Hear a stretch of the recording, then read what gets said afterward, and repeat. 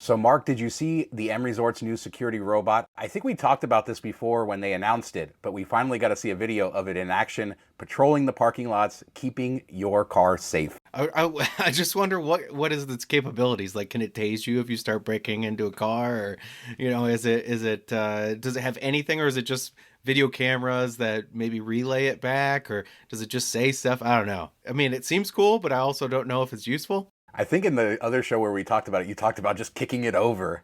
And I think that's probably probably a pretty good defense mechanism for it. I'm guessing it's just cameras and warning, and then they have real security guards. But it's interesting to see, and the future is now, I suppose.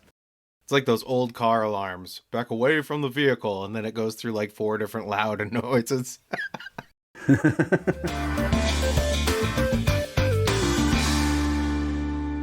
All right, Mark, did you see this new machine that's at New York, New York? It's a one of those sort of gamified slot machines, and thanks to Julian from Vegas Confessions for tagging us in this tweet, he went out and filmed it.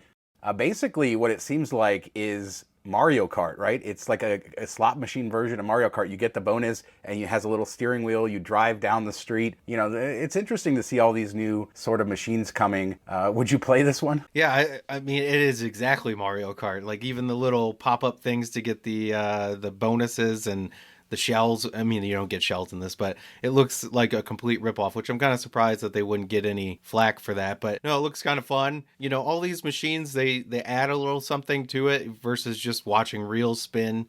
So I like that. I wish that they allowed you to, have some say in it, like some skill involved. I played some of these before, and like I played one where you shoot zombies or something, and at one point you just get overrun no matter how good you're doing. So it's all predetermined, which kind of stinks, but it's still fun. Yeah, it's fun stuff. It's something different than just kind of sitting there passively waiting for free games. And, it's sort of the maturation of the slot industry in some of these things that they're doing. There are versions, skill-based gaming, that are legal and coming, and they are in certain areas of the country. I believe they're now legal in Vegas, in Nevada, because there was a big controversy about it a couple years ago. But yeah, you're right. Most of these are still just slot machines, right? They're just, you do the claw game. It's predetermined whether you win. You do this, your bonus is already predetermined. So yeah, hopefully we'll see more like skill-based stuff, but I guess they still need to keep that house advantage, which is the important thing for them. Yeah, I mean, it wouldn't make sense because if somebody's really good at something, they'll just come in and tear it up. Like I've seen this at Dave and Buster's before, where a guy, he just traveled, I read an article on it at least, he travels around to Dave and Buster's and gets all those big prizes because there's certain games he knows how to just keep playing and winning. So he'll go from store to store and take up all the video games and stuff like that until they kick him out, and then he moves on to the next one. That's like his job. So I'll try to find it so we can link it in the show notes. It's really interesting, but that's kind of what I feel like it would get to if they let it be open to your actual skill. Yeah, I wonder what everybody out there thinks. Let us know in the comments. Do you like these sort of skill-based games, or the ones that I guess simulate having skill, just kind of different bonuses, more gamified slot play? Let us know, because I feel like these machines are coming and coming, but they're still fairly rare, and I think they're still a test case. So I wonder how many people actually play them and enjoy them. But as this new generation comes up, the generation that grew up with video games, I mean, I guess we grew up with video games, but more realistic video games, and they're so entrenched in technology that they want this stuff. Yeah, it's all the people that have had phones the whole time and like can't just be in an area without doing something or touching it. The attention spans drop. So I think this is trying to tap into that, with everything we've had going on with social media and everything. People are just used to constantly being entertained with something. So I think this does that a bit. So I can see why they're doing it. I think it'll be successful for sure. All right, Mark, a quick housekeeping thing here. How do you say Fontainebleau, the new hotel in Las Vegas? We've talked about this before, but I get so many comments. I get so many comments of people trashing us and saying, no, it's Fontainebleau. Now, that's the French pronunciation of it, and it's spelled in the French way, but it is called Fontainebleau. As per the owners, you're allowed to name something and call it whatever you want, and they call it Fontainebleau, and that's the name of the hotel. So I know the spelling is weird, or, it's the French spelling, but it is pronounced like English, Fontainebleau, and we are doing it right. So if you are getting triggered by us, I'm sorry, it's not our fault. Blame them. If they want to start calling it Fontainebleau, then we will do that as well. Yeah, I mean, we'll see you all same time, same place 2 months from now doing this same thing. Because I feel like we do it every few months, but hey, it is what it is. We can't help it. Well, we do have a lot of new channel subscribers, a lot of new viewers. So I wanted to kind of put it out there because it is confusing. I remember when Delano opened at Mandalay Bay and everybody in town called it Delano, including myself. And then I once heard saying, it was based on what the property in Miami in South Beach. And I once heard somebody say, no, it's actually Delano, or it's actually Delano. Oh my God. You see how hard this is, Mark? I'm not going to even cut that out. I'm just going to leave that there. So, but it's actually after Franklin Delano Roosevelt, right? That's where the name comes from. So yeah, it can be confusing with this stuff. So, be a little kind to us if you think we're messing up. But yeah, it is Fontainebleau. And if you go back into the history of this show, it took us a while to figure that out ourselves. So it's okay. So Mark, TripAdvisor did a list of the top Mexican restaurants in Las Vegas based on ratings. And boy, is this list interesting. There is a lot of Mexican food, a lot of traditional Mexican food, by the way, in Las Vegas that doesn't make this list at all. I guess Tacos El Gordo would be kind of the closest to that, and there are a couple other taco shops. What do you think would be, of all the Mexican restaurants in Las Vegas, let's just get to it right now. What do you think would be the number one? Not Senor Frogs. I wouldn't even call Senor Frogs Mexican food. I mean, it is owned by a Mexican company, right? They started with, in cruise ship ports and tourist areas in Mexico, and it is a Mexican company, and they've expanded all over the place. But yeah, according to TripAdvisor, Senor Frogs at Treasure Island or TI is the number one Mexican restaurant in Las Vegas. Number two of the actual places that are kind of unique to Las Vegas, Juan's Flaming Fajitas, which we've talked about on the show before with a couple of locations in Las Vegas. Tacos El Gordo, like I said, numbers 8 and 6, depending on their location. Nacho Daddy, which is downtown and a couple other places, at 11 and 4. And on number 19, Mark, the Buffet at Wynn, 19th best Mexican restaurant in Las Vegas. I mean, besides Taco Tuesday, do they have Mexican food there every night? I don't know. Yeah, I think they have a Mexican station. It's been a while since I've eaten there, but that made it. Border Grill at Mandalay Bay is pretty good. That's number 20. La Salsa, which is another interesting one at the Miracle Mile shops. I know that people love their cheap breakfast specials, but it's like fast food, so I was kind of surprised by that. Casa Don Juan that we talk about, number 10 on the list. And all the Michoacan restaurants, and I think that this is one to actually talk about. A lot of people out of town don't know that. But there's 3 restaurants, Bonito Michoacan, Lindo Michoacan, and then the original Lindo Michoacan. They used to actually have a couple more restaurants around Las Vegas, but this is very authentic. So I didn't say there was authentic, but this is authentic Mexican food on this list, making number 3, 14, and number 30. If you ever see those around town, definitely worth trying. I've been going to the original Lindo Michoacan since I met my wife back in 1999. She introduced me to it. So as long as Casa Don Juan, food really good. But tons of great Mexican options in Las Vegas, but don't miss the best at Senor Frogs. They do have good frozen drinks, I won't lie. I've partaken in some around the world. Admittedly, I've never eaten food there. I've only had drinks at Senor Frogs, so I will have to... Well, actually, that's not true. In Tijuana years ago, I had lunch there, but this was like 20 years ago. So, yeah, let us know what your favorite Mexican restaurant is in Las Vegas. A lot of other strip ones made it, like Gonzales y Gonzales, and some other ones, El Segundo Sol. So we'll put a link down in the description. You can check them all out. But a lot of great Mexican options in Las Vegas. Now, Mark, you're planning on coming, in a couple months? And I know you were looking for your trip, and it wasn't a very pleasant surprise to see the prices, right? Yeah, and I mean, it's been a little while, probably 8 months or so since I've been to Vegas. So definitely, time to get back out there and check some stuff out. But I was looking February, March, April, just kind of like a weekend trip. And normally you'd see like $300, maybe $400, sometimes cheaper on like the low cost carriers like Frontier and Spirit. And I can't find anything in that time frame, which is kind of surprising. I mean, not totally surprising because airline prices are crazy everywhere. But we're seeing on Twitter, empty planes flying all over the place. And they're still wanting to charge $600-700. In like on a weekend, I could find a Frontier flight for $130 out. Coming back is $400-500 on everything, and it's just there's no award space. So plan your Vegas trips in advance. Don't be like me. In the past, you could find good deals last minute. Doesn't seem to be the case, at least early on in the year. I have to imagine that they're going to drop prices once they see all these empty flights going out. Yeah, it'll be interesting to see, but Vegas has definitely been pricing things high, and I guess it depends on the market. I wonder if it's Detroit. I have seen pretty high prices to Vegas as somebody who lives there and has to return. But I've noticed like cheap flights to Florida. So Florida seems to be a pretty good market because maybe they're both tourist markets, and I don't know. So there are still some cheap flights to Vegas from different places, but when you start looking at some markets, it gets to be insane, and the hotel prices are the same. It does seem like, you can, and then it's really hard to tell, right? Because you'll look at hotel prices and they're really high, and then you have to try to figure out sometimes why they're high.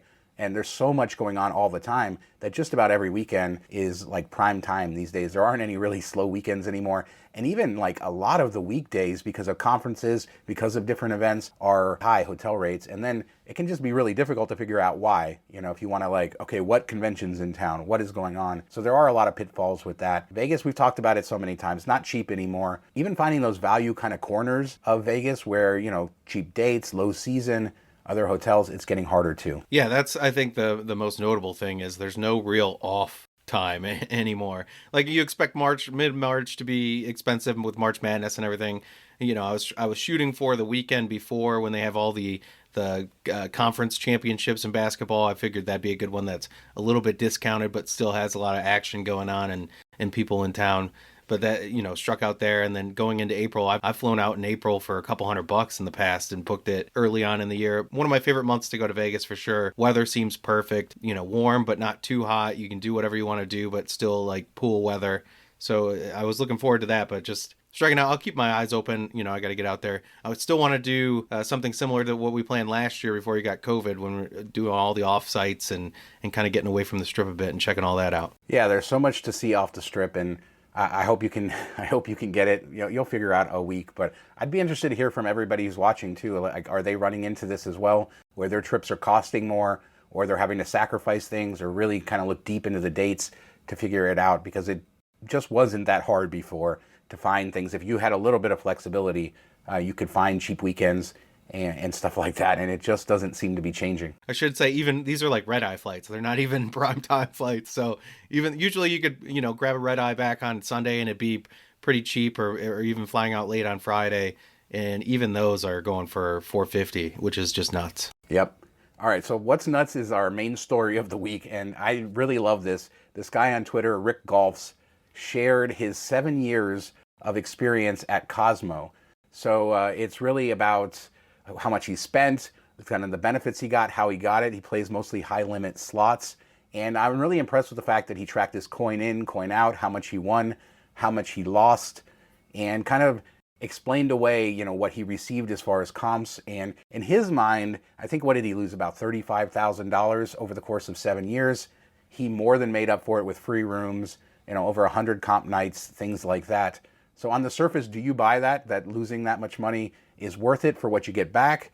And what other takeaways you have from this Twitter thread? Yeah, I think it totally depends on who you are and what you would have spent anyway. Like, if you're going to do all those Vegas trips anyway, and you're going to pay, maybe instead of getting $1,000 suite, you'd be paying $200 to stay somewhere else.